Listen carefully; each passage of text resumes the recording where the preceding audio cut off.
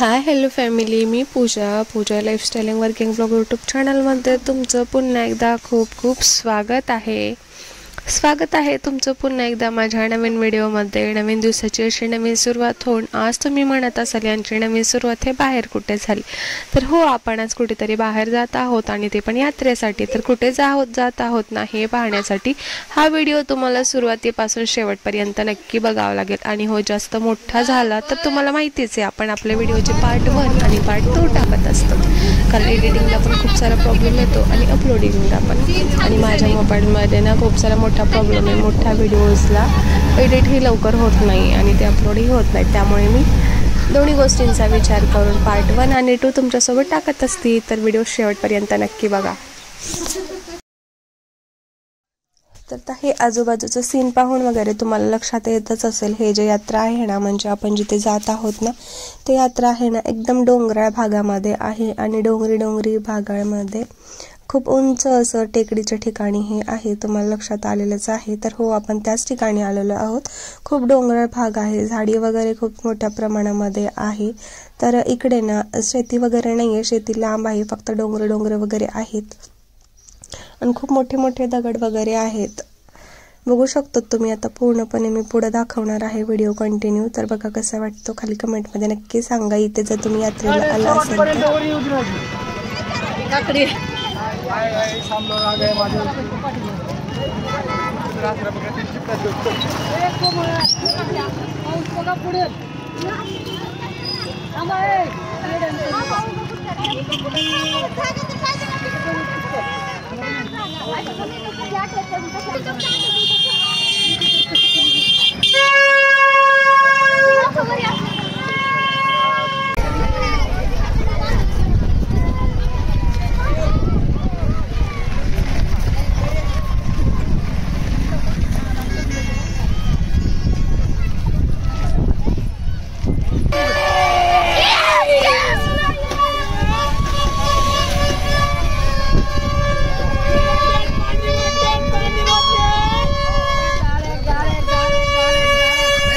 ही जी यात्रा आहे ना, प्रत्येक श्रावण मंथमध्ये ना 3ऱ्या सोमवारी असते आणि बघू शकतो तिथे गर्दी किती मोठ्या प्रमाणामध्ये होती।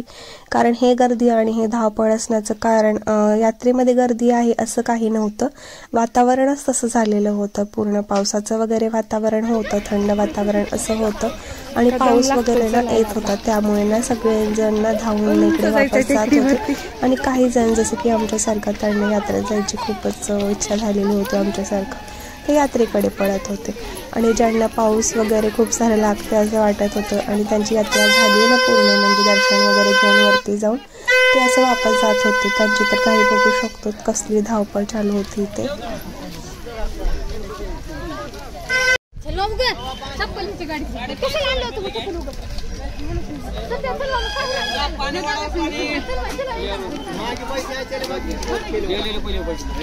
पैसे दुसरे कारभार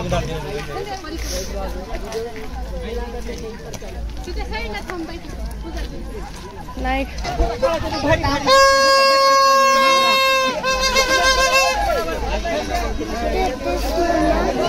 पाऊस होते म्हणजे प्रत्येकाची घाई वगैरे चालूच होती। ज्यांना कोणाला काही खरेदी करायचं होतं त्यांची खरेदी करायची आणि ज्यांच्या कोणाच्या भिजायच्या वगैरे वस्तू आहे, डॅमेज होतील, खराब होतील असं त्यांना वाटत होतं ना, जे विक्री करायला आले होते ते त्यांची वस्तू इकडे झाकून ठेवत होते।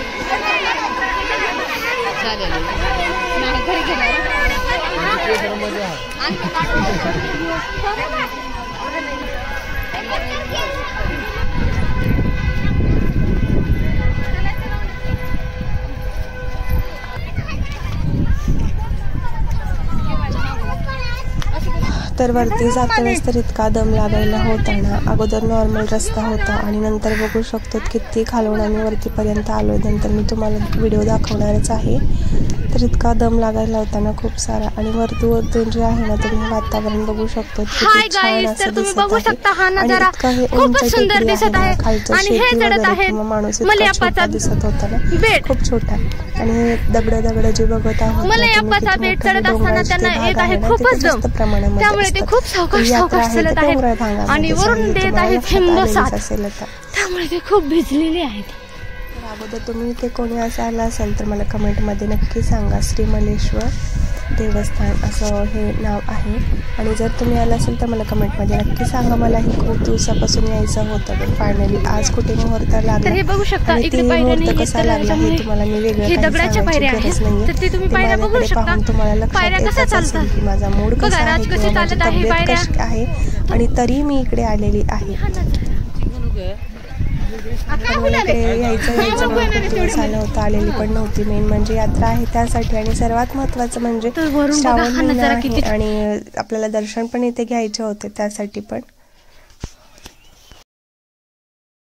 तर खरंच फॅमिली बघा, पोटासाठी काय काय करावं लागतं. इतकं वरती डोंगरावरती जाऊन त्यांनी इथे प्रसाद वगैरे नारळ वगैरे विकत बसलेले आहेत. राहते माताच्या पलीकडे हे आहे मंदिर. त्याच्यामुळे तुम्ही बघू शकता की मंदिराच्या दर्शन रांगेला किती रांग लागलेली आहे.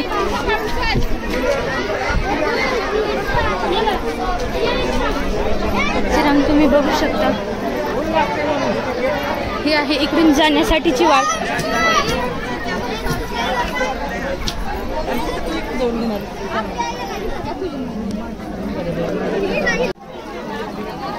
तर जेव्हा आम्ही खालूनवरती येत होतो ना, तेव्हाच मोठा पाऊस आलेला होता. पण जे विक्रीसाठी सगळे बसलेले होते ना, त्यांनी कॅरीबॅगचं असं थोडंसं केलेलं होतं, म्हणजे कवर वगैरे हे अंतरून. तिथे आम्ही काही वेळ थांबलेलो होतो. नंतर आम्ही परत वरी आलो की मोठा पाऊस चालू झाला. आता तुम्हाला लक्षात येत असेल किती मोठा पाऊस होतो. मग आतमधून वरती येते वेळेसच त्यांनी सांगितलेलं प्रसाद घेऊन एक जण पुढे जा. मग त्यांना प्रसाद पण घेतला आणि आता आम्ही जाणार आहोत इथे थोडंसं दर्शन घेऊन मंदिरमध्ये दर्शन घेण्यासाठी. पाठीमागचा नजरिया बघू शकतो तुम्हाला. हे पाहून लक्षात येत आहे खाली जे आहे ना पूर्ण शेती आहे. घर वगैरे इतके छोटे दिसत होते.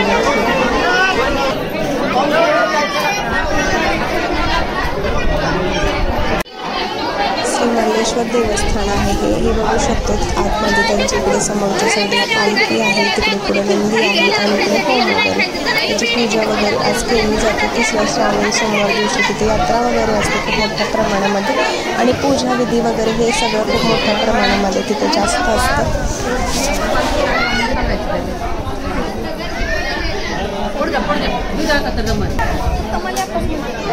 मल्लेश्वर भगवान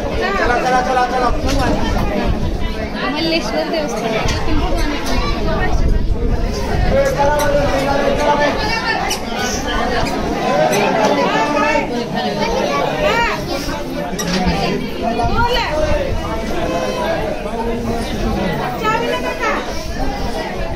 आता मी सकाळी तुला चावी लागला काय?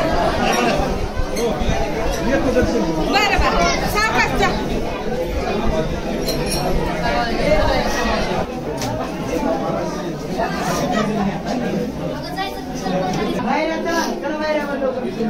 बाहेरचं दर्शन झालेलं आहे. आता मी आतमध्ये जाणार आहे. तर बघू शकतो किती अंधार असा आतमध्ये.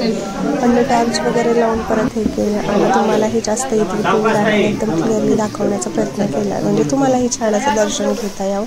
श्री मल्लेश्वर देवस्थान हे ना खूप प्रसिद्ध असं देवस्थान आहे. तुम्ही नक्की एकदा तिथे जा.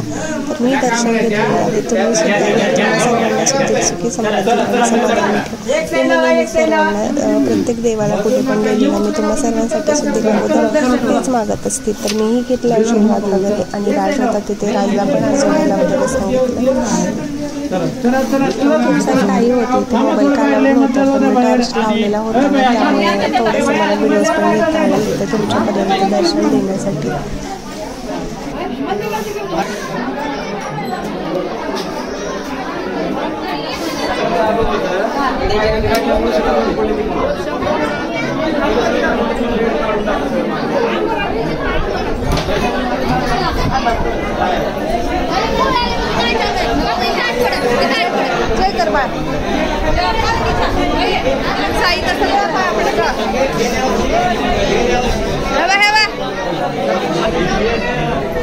तिकडे जा, तिकडे सगळं हात लावून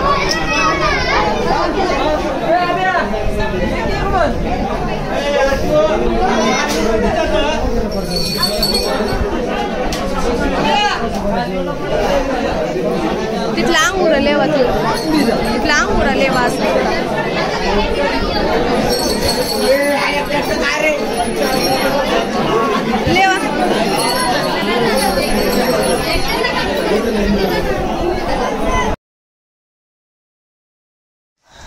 तर आतमध्ये ना तिथे असं दावी बांधून पूर्ण हे केलेलं होतं, कारण घाई गोंधळ वगैरे होणे, होम वगैरे लावलेला आहे, लहान मुलं वगैरे आहेत ना त्यासाठी. तर ज्यांना कोणाला दर्शन घ्यायचं ना ते असं दावीच्या आत वरती करून असं करून जाऊन तिथे दर्शन वगैरे घ्यायचं होतं. पण मी राजला आतमध्ये सोडलेलं होतं, कारण राजने हात जोडून आशीर्वाद वगैरे तिथे घेतले आणि गंधा वगैरे म्हणजे घ्यायचा होता मला लावण्यासाठी वगैरे. मग राजनेच आम्हा सर्वांना पण लावलेलं आणि मलाही लावलेलं.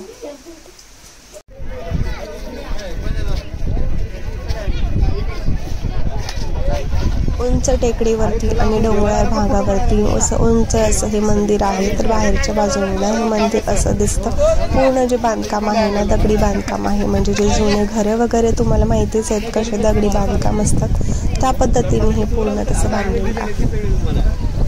आणि नंतर त्याला नवीन कलर वगैरे देऊन आणखीन थोडंसं छान केलेलं आहे. नंतर ओ बाय देते थोडंसं पुढे चला. राज राज हाय हाय करा.